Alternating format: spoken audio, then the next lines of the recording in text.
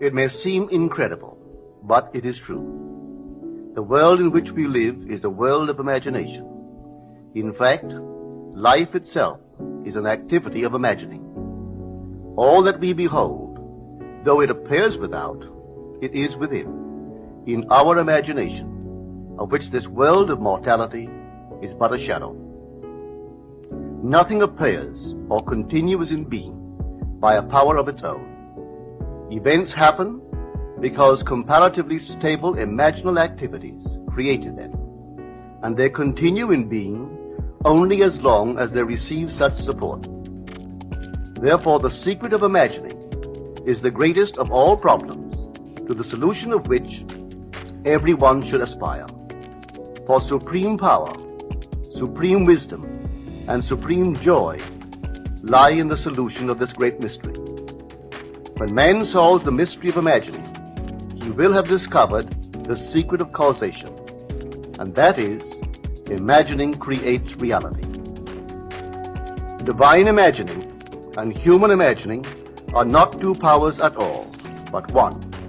The valid distinction which exists between them lies not in the substance with which they operate, but in the degree of intensity of the operant power itself.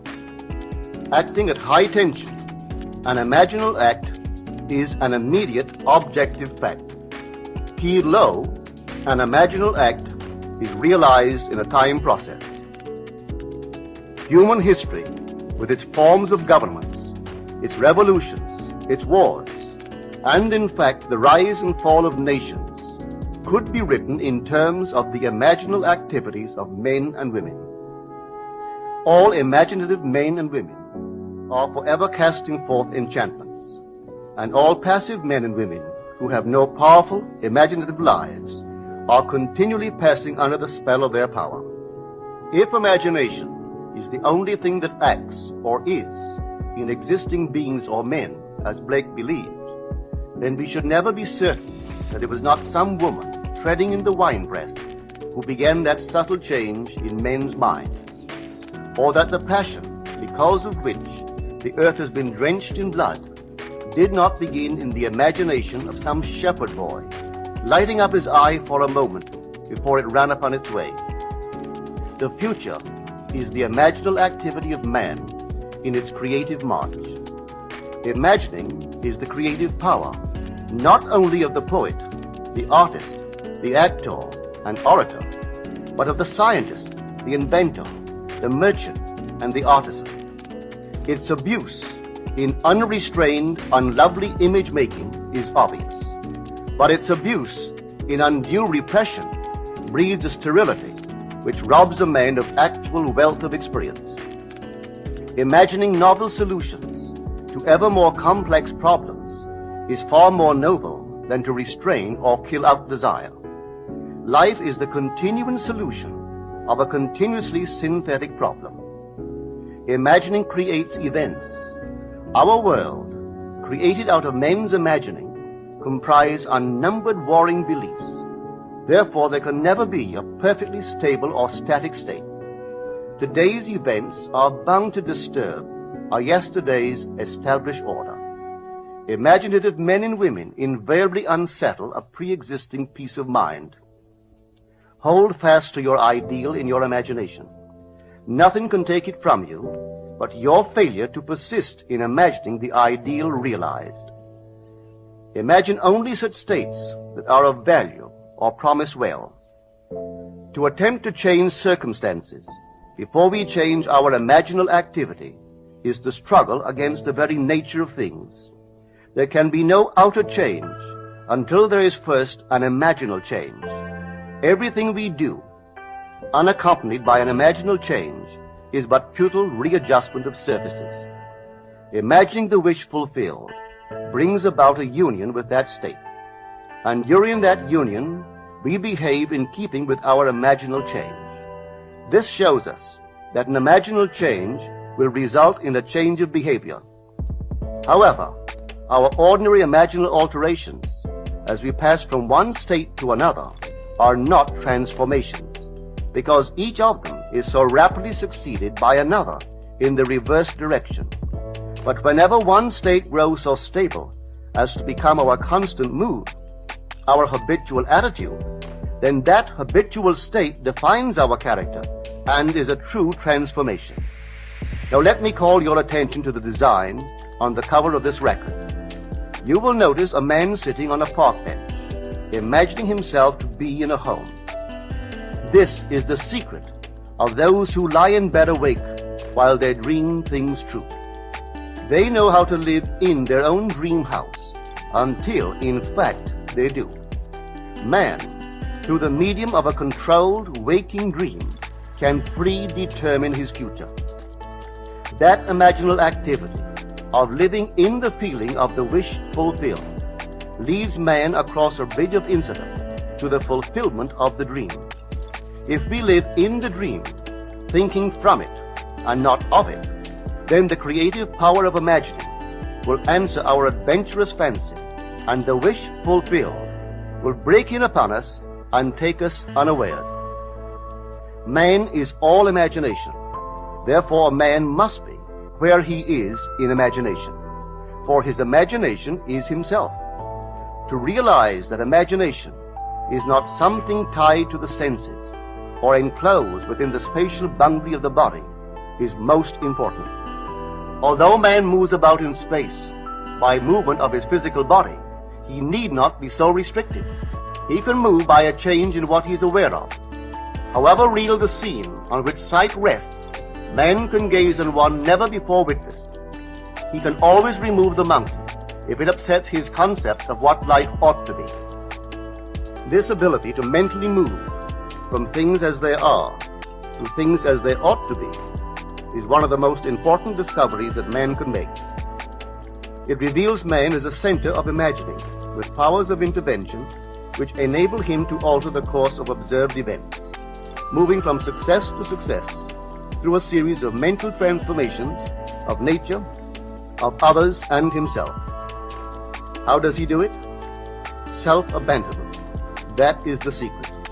He has to abandon himself mentally to his wish fulfilled, in his love for that state, and in so doing live in the new state and no more in the old state. Now we can't commit ourselves to what we do not love, so the secret of self-commission is faith plus love. Faith is believing what is incredible. We commit ourselves to the feeling of the wish fulfilled, in faith that this act of self-commission will become a reality, and it will, because imagining creates reality. Imagination is both conservative and transformative. It is conservative when it builds its world from images supplied by memory and the evidence of the senses. It is creatively transformative when it imagines things as they ought to be, building its world out of the generous dreams of fancy. In the procession of images, the ones that take precedence naturally are those of the senses. Nevertheless, a present sense impression is only an image. It does not differ in nature from a memory image or the image of a wish. What makes a present sense impression so objectively real is the individual's imagination functioning in it and thinking from it, whereas in a memory image or a wish, the individual's imagination is not functioning in it and thinking from it, but is functioning out of it and thinking of it. If the individual would enter into the image in his imagination, as the design on the cover of this record suggests, then would he know what it is to be creatively transformative. Then would he realize his wish, and then he would be happy. Every image can be embodied, but unless man himself enters the image and thinks from it, it is incapable of birth.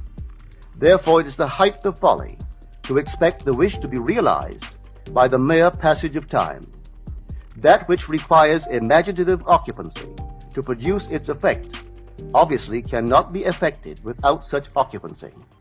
We cannot be in one image and not suffer the consequences of not being in another. Imagination is spiritual sensation. Enter the image of the wish fulfilled, then give it sensory vividness and tones of reality by mentally acting as you would act were it a physical fact. Now this is what I mean by spiritual sensation. Imagine that you are holding a rose in your hand. Smell it. Do you detect the odor of roses? Well, if the rose is not here, why is its fragrance in the air? Through spiritual sensation, that is, through imaginal sight, sound, scent, taste, and touch, man can give to the image sensory vividness. If he does, all things will conspire to aid his harvesting. And on reflection, he will see how subtle were the threads that led to his goal. He could never have devised the means which his imaginal activity used to fulfill itself. If man longs to escape from his present sense fixation, to transform his present life into a dream of what might well be, he has but to imagine that he is already what he wants to be, and then feel the way he would expect to feel under such circumstances. Let him, like the make-believe of a child who is remaking the world after its own heart, create his world out of pure dreams of fancy. Let him mentally enter into his dream. Let him mentally do what he would actually do were it physically true. He will discover that dreams are realized not by the rich, but by the imaginative. Nothing stands between man and the fulfillment of his dreams but facts, and facts are the creations of imagining. If man changes his imagining, he will change the facts. Man and his past are one continuous structure.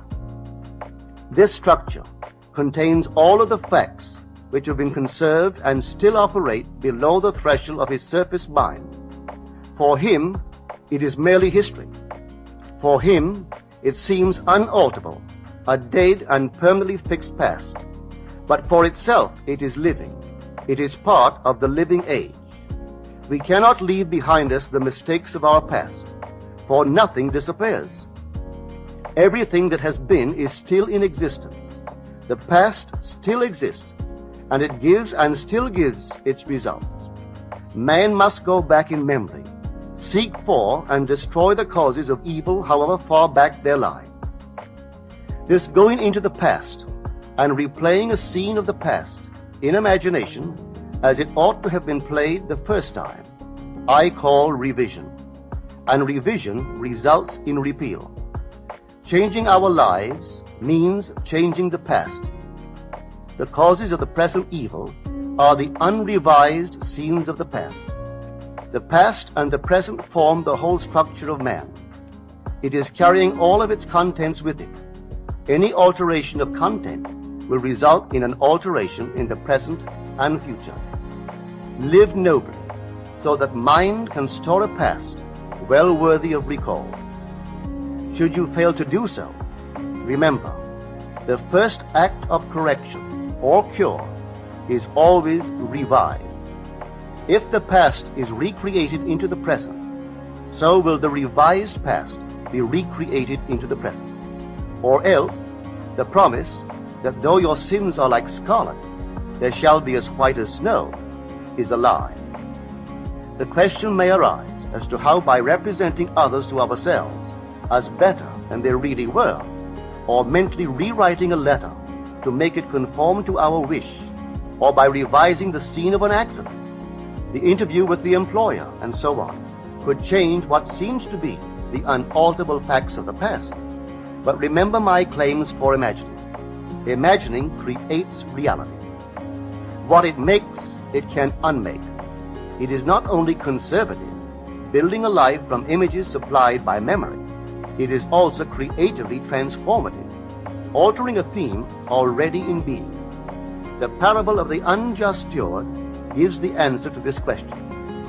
We can alter our world by means of a certain illegal practice, by means of a falsification of the facts, that is, by means of a certain intentional alteration of that which we have experienced. And all this is done in one's own imagination. This is a form of falsehood which not only is not condemned, but is actually approved in the gospel teaching. By means of such a falsehood, a man destroys the causes of evil and acquires friends, and on the strength of this revision, proves judging by the high praise the unjust steward received from his master, that he is deserving of confidence. Because imagining creates reality, we can carry revision to the extreme and revise a scene that would be otherwise unforgivable. We learn to distinguish between man, who is all imagination, from those states into which he may enter. An unjust steward, looking at another's distress, will represent the other to himself as he ought to be seen. Were he himself in need, he would, like the man on the cover of this record, enter his dream house in his imagination and imagine what he would see and how things would seem and how people would act after these things should be. Then in this state he would fall asleep, feeling the way he would expect to feel under such circumstances. Would that all the Lord's people were unjust stewards, mentally falsifying the facts of life to deliver individuals forevermore. For the imaginal change goes forward until at length the altered pattern is realized on the heights of attainment. Our future is our imaginal activity in its creative march. Imagine better than the best you know.